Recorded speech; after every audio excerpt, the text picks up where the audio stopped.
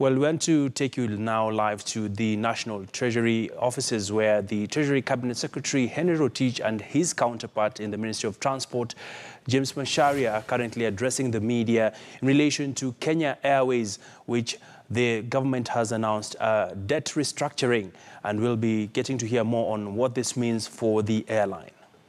For this airline, because one thing is very clear, that you will not have done what we've done today without the confidence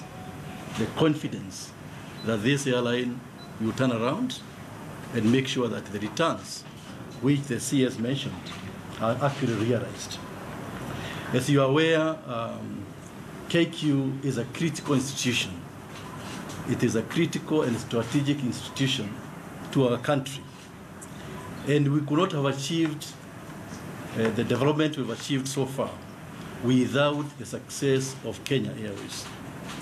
Every country globally, they do have a strategic airline which they call the national carrier. You go to the UK, you have British Airways. South Africa, we have South African Airways. And here in this country, we have Kenya Airways. And so it is that context that government has given the full support to this process which is culminating today. If you look at the GDP numbers, the sector, this aviation sector, contributes at least 10% of GDP of this country. And if you look into that GDP of 10%, the vast majority of those numbers come from Kenya Airways.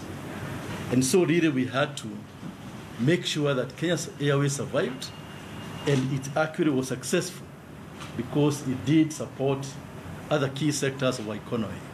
For example, trade, investment, even employing our people.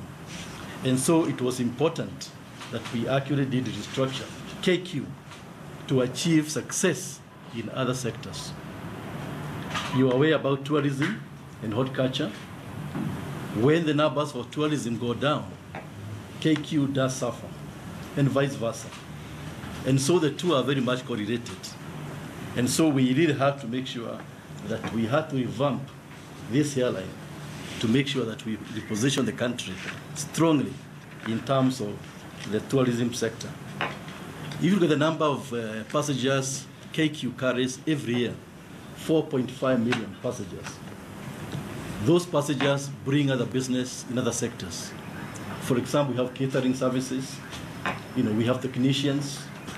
And so not just carrying the passengers, but if you look at the spin-off effects of KQ, is actually massive. Direct employment, KQ employs about 4,000 people at any point in time.